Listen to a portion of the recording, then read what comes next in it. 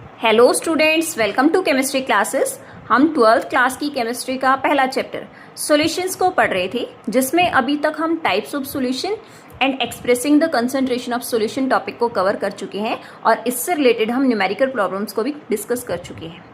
आज हम next topic solubility को डिस्कस करेंगे।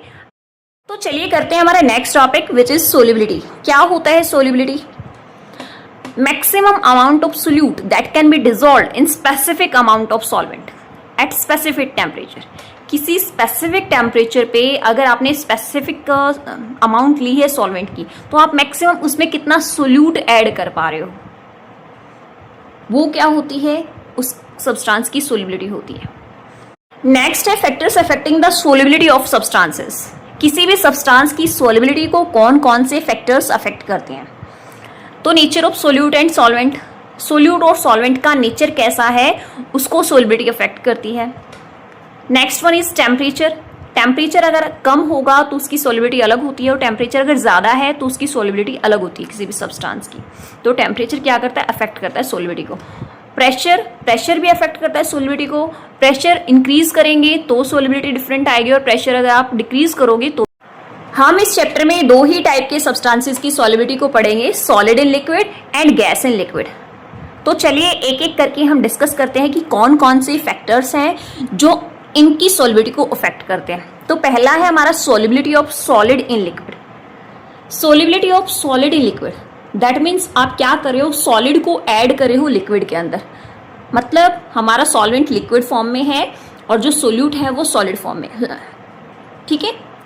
तो हम देखते हैं जो फैक्टर्स हैं, कौन कौन से फैक्टर्स से जो सोल्युबिलिटी को अफेक्ट करते हैं। Nature of solute and solvent, temperature and pressure.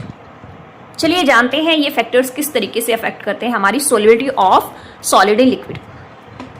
First one is nature of solute and solvent. Solute और सॉल्वेंट का नेचर किस तरीके से अफेक्ट करता है? जब आप सॉलिड को लिक्विड में डिसॉल्व करते हो तो ये लाइक डिसॉल्व लाइक इस प्रॉपर्टी को फॉलो करते हैं। लाइक डिसॉल्व लाइक मतलब जो जैसा होगा वो उसी में घुलेगा। जैसा होने का मतलब अगर पोलर सोल्यूट है तो पोलर सॉल्वेंट में ही डिसॉल्व होगा, और अगर सॉल्वेंट नॉन पोलर है तो उसमें नॉन पोलर सोल्यूट ही ऐड होंगे। समझे? मतलब अगर इंटरेक्शन सोल्यूट और सॉल्वेंट में सेम होगी तभी वो एक दूसरे के अंदर डिसॉल्व होंगे, ठीक है। अगर पोलर सोल्यूट है तो पोलर सॉल्वेंट में ही डिसॉल्व होगा, और अगर सोल्यूट हमारा नॉन पोलर है तो वो नॉन पोलर सॉल्वेंट में ही डिसॉल्व होगा। जैसे देखिए ये क्या है, H2O। H2O क्या है? पोलर सॉल्वेंट है। तो अगर ये पोलर सॉल्वेंट है तो इसमें कौन से सोल्यूट डिसॉल्व होंगे? जो पोलर होंगे, ठीक है। जैसे सॉल्ट ले लिया, नमक पानी में घुलता है ना, क्योंकि सॉल्ट क्या होता है? पोलर होता है। Na पॉजिटिव पोल्स होते हैं इसमें, Na पॉजिटिव और Cl नेगेटिव। तो ये पोलर होता है, इस वजह से वाटर में डिसॉल्व होता है। ऐसे ही शुगर डिसॉल्व हो जाती है ना वाटर में। रीज़न क्या है? क्योंकि शुगर भी क्या होती है? पोलर होती है। पोलर क्यों होती है? क्योंकि शुगर में क्या होता है? OH ग्रुप होता है। तो OH ग्रुप क्या होता है? पोलर ग्रुप होता है। इसलिए सॉल्ट और शुगर वाटर में डिसॉल्व हो जाते हैं। ये वाटर में डिसॉल्व हो जाते हैं, लेकिन नॉन पोलर सॉल्वेंट जैसे बेंजीन है, बेंजीन नॉन पोलर सॉल्वेंट है, तो नॉन पोलर सॉल्वेंट में डिसॉल्व नहीं होते। तो पोलर के अंदर पोलर ही डिसॉल्व हो रहे हैं। इसी तरीके से अगर मैं नॉन पोलर सॉल्वेंट लूँ, जैसे बेंजीन हमारा नॉन पोलर सॉल्वेंट है, तो इसके अंदर जो सोल्यूट ऐड होंगे, जो सोल्यूट डिसॉल्व होंगे, वो भी नॉन पोलर ही होने चाहिए। जैसे एंथ्रोसीन, नाफ्थलीन, ये सभी बेंजीन में डिसॉल्व हो जाते हैं, लेकिन ये वाटर में डिसॉल्व नहीं होंगे क्योंकि ये नॉन पोलर है और वाटर क्या है? पोलर। तो ओवरऑल क्या है, नेचर ऑफ सोल्यूट और सॉल्वेंट किस तरीके से अफेक्ट करता है? Like dissolve like. अगर सॉल्वेंट पोलर है तो उसमें सोल्यूट भी पोलर ही डिसॉल्व होंगे, और अगर सॉल्वेंट नॉन पोलर है तो उसमें सोल्यूट भी नॉन पोलर ही डिसॉल्व होंगे। जब आप सोल्युबिलिटी को पढ़ रहे हैं तो इसमें कुछ टर्म्स हैं जिनका आपको पता होना चाहिए, जिनको बार बार इस चैप्टर में यूज किया जाएगा। First term is dissolution. Dissolution means the process of dissolving. What we will dissolve? We will dissolve solute into solvent. That means the process of dissolving solute into solvent is known as dissolution. जिससे क्या होगा? Solution के अंदर solute की concentration बढ़ जाती है, ठीक है।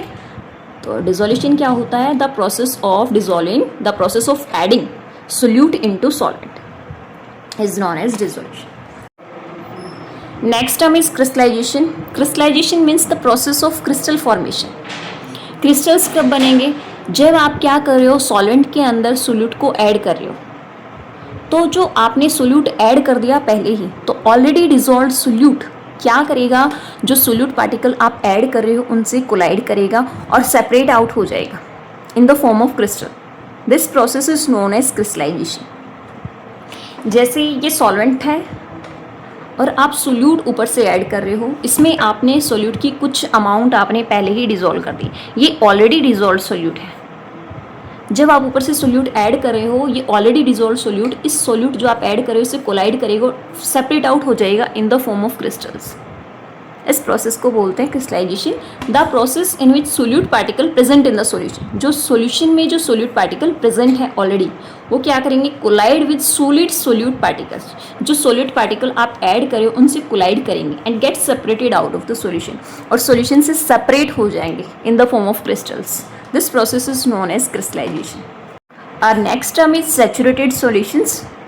किन्हें बोलते हैं saturated solutions? Saturated solutions are those solutions in which no more solute can be added.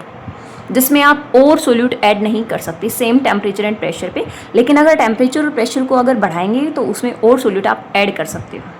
ठीक है, दैट means state of dynamic equilibrium. अब उसमें इक्विलिब्रियम आ गया है, तो जो आप सोल्यूट पार्टिकल्स ऐड कर रहे हो उतने ही, जितने आप सोल्यूट पार्टिकल ऐड कर रहे हो उतने ही सोल्यूट पार्टिकल्स सेपरेट हो रहे हैं. तो डायनेमिक इक्विलिब्रियम आ गया है, मतलब सोल्यूट की कंसंट्रेशन अब कांस्टेंट हो गई है उस टेम्परेचर और प्रेशर में. तो उन सॉल्यूशंस को बोलते हैं saturated solutions. No more solute can be added at same temperature and pressure. और next term is unsaturated solutions. किनको बोलते हैं अनसैचुरेटेड सॉल्यूशंस? अनसैचुरेटेड मतलब वो सॉल्यूशन जो अभी सैचुरेट नहीं हुए हैं. जब सैचुरेट नहीं हुए हैं, that means we can add more amount of solute at same temperature. Okay, the solution in which more solute can be dissolved at same temperature known as unsaturated solution. ठीक है, the solution which is in dynamic equilibrium with undissolved solute is the saturated solution. जो dynamic equilibrium में होता है undissolved solute के, उसे बोलते हैं सैचुरेटेड सॉल्यूशन. आप पिछली वाली भी याद कर सकते हैं, the solution in which no more solute can be added at same temperature and pressure. और आप ये भी याद कर सकते हैं कि जो डायनेमिक इक्विलिब्रियम में होता है अनडिजोल्व सोल्यूट के, वो सॉल्यूशन जो डायनेमिक इक्विलिब्रियम में होता है अनडिजोल्व सोल्यूट के, उसे बोलते हैं सैचुरेटेड सॉल्यूशन. ठीक है, और जो सैचुरेटेड सॉल्यूशन होता है वो मैक्सिमम अमाउंट होती है उसमें सोल्यूट की. ठीक है, तो वो क्या होता है, उस सब्सटेंस की सोल्युबिलिटी भी होता है. contains maximum amount of solute dissolved in the given amount of solvent. The concentration of solute in such solution is known as solubility. उसको बोलते हैं उसकी solubility. ठीक है, तो नेचर ऑफ सोल्यूट और सॉल्वेंट आपने समझ लिया. Like dissolve, like polar solute क्या करेंगे, पोलर सॉल्वेंट में ही डिजोल्व होंगे. Non polar solute non polar solvent में ही. हमारा सेकेंड फैक्टर है जो इफेक्ट करता है सोल्युबिलिटी ऑफ सब्सटेंस को, which is effect of temperature. Temperature का क्या इफेक्ट होता है? The solubility of solid in liquid under dynamic equilibrium follow Le Chatelier principal.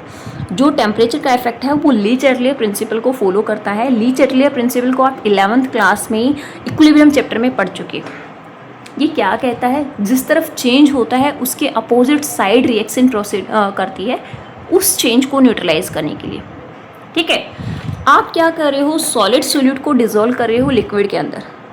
Solid solute को अगर आप डिज़ोल्व करते हो लिक्विड के अंदर, मतलब ये जो प्रोसेस है ये एक्सोथर्मिक भी हो सकती है और एंडोथर्मिक भी हो सकती है.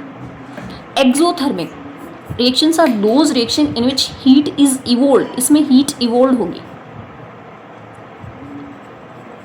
Endothermic reactions are those reaction in which heat is absorb. Exothermic में हीट इवोल्व होगी, हीट रिलीज होगी. एंडोथर्मिक क्या कब होगी, जब आप उसको हीट दोगे, वो हीट एब्जॉर्ब करके वो रिएक्शंस होती हैं. अगर रिएक्शन एक्सोथर्मिक है, exothermic that means heat is evolving, heat evolve हो रही है, दैट मीन्स डेल्टा एच क्या है, नेगेटिव है. हीट ऑलरेडी इवॉल्व हो रही है, मतलब आप सोल्यूट में सॉल्वेंट ऐड कर रहे हो तो हीट निकल रही है, हीट रिलीज हो रही है. हीट रिलीज हो रही है दैट मीन्स अगर आप टेम्परेचर को बढ़ा देते हो, सोल्यूट में सॉल्वेंट अगर आप ऐड करोगे तो सॉल्यूशन बन रहा है और हीट निकल रही है.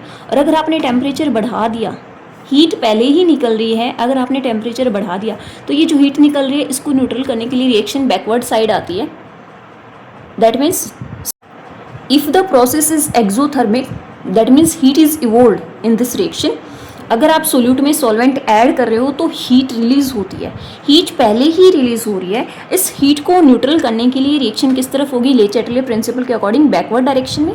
दैट मीन्स सोल्यूट के अंदर सॉल्वेंट डिजोल्व नहीं होगा। और अगर आपने टेम्परेचर बढ़ा दिया तो और भी ज़्यादा अमाउंट ऑफ हीट निकलेगी। इस हीट को न्यूट्रल करने के लिए रिएक्शन बैकवर्ड साइड होगी। दैट मीन्स सोल्यूट डिजोल्व नहीं होगा solvent. That means solubility increase when temperature decrease. Solubility बढ़ेगी अगर टेम्परेचर को आप घटाओगे, ठीक है। अगर आपने टेम्परेचर बढ़ा दिया तो ये रिएक्शन नहीं होगी, सोलिबिलिटी नहीं हो पाएगी। If the reaction is endothermic मतलब हीट एब्जॉर्ब करके और वो रिएक्शन हो रही है। सोल्यूट में आपने सॉल्वेंट ऐड कर रहे हो, सॉल्वेंट के अंदर आप सोल्यूट ऐड कर रहे हो, हीट एब्जॉर्ब हो रही है, ठीक है, तब हमारा सॉल्यूशन बन रहा है।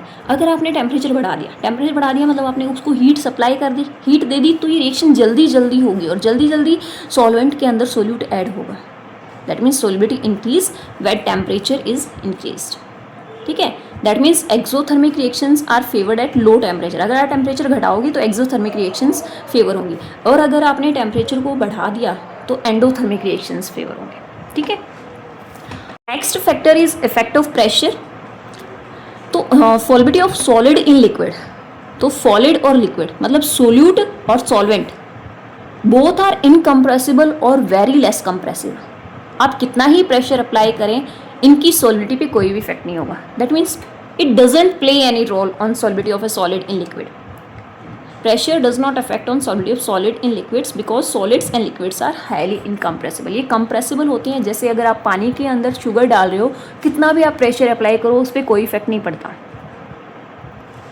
Because both liquid and solids are highly incompressible, वो इनकम्प्रेसिबल होते हैं, तो प्रेशर का कोई इफेक्ट नहीं पड़ेगा दोनों की सॉल्बिलिटी पे, ठीक है। तो आज हमने सॉल्बिलिटी और factors affecting the solubility of substances दोनों को कवर कर लिया है। कौन कौन से फैक्टर्स से, nature of solute and solvent, जिसमें हमने पढ़ा लाइक डिजोल्व लाइक, ठीक है। अगर पोलर सोल्यूट है वो पोलर सॉल्वेंट के अंदर ही डिजोल्व होगा, और नॉन पोलर सोल्यूट है वो नॉन पोलर सॉल्वेंट के अंदर ही डिजोल्व होगा। सेकेंड फैक्टर था हमारा इफेक्ट ऑफ टेम्परेचर। हमने इसमें पढ़ा कि जो exothermic reactions are favoured at low temperature, क्योंकि उनमें हीट इवॉल्व होती है। हीट इवॉल्व होगी तो रिएक्शन बैकवर्ड डायरेक्शन में होगी, तो सोल्यूट डिजोल्व नहीं होगा सॉल्वेंट के अंदर। And endothermic reactions are favored at high temperature because endothermic reactions occurs at when heat is absorbed, ठीक है। हीट एब्जॉर्ब करेगा सोल्यूट, सॉल्वेंट के अंदर और भी ज़्यादा डिजोल्व होगा। That means endothermic reactions are favoured at high temperature. जो आप टेम्परेचर बढ़ाओगे तो उनकी सॉल्बिलिटी और भी ज़्यादा बढ़ जाएगी। थर्ड फैक्टर था effect of pressure. Pressure plays no important role in solubility of a solid in liquid because both solids and liquids are incompressible और लेस कंप्रेसिबल, ठीक है। तो ये टॉपिक आज कवर कर चुके हैं, तो हम नेक्स्ट वीडियो में मिलते हैं। Thank you, keep watching my videos.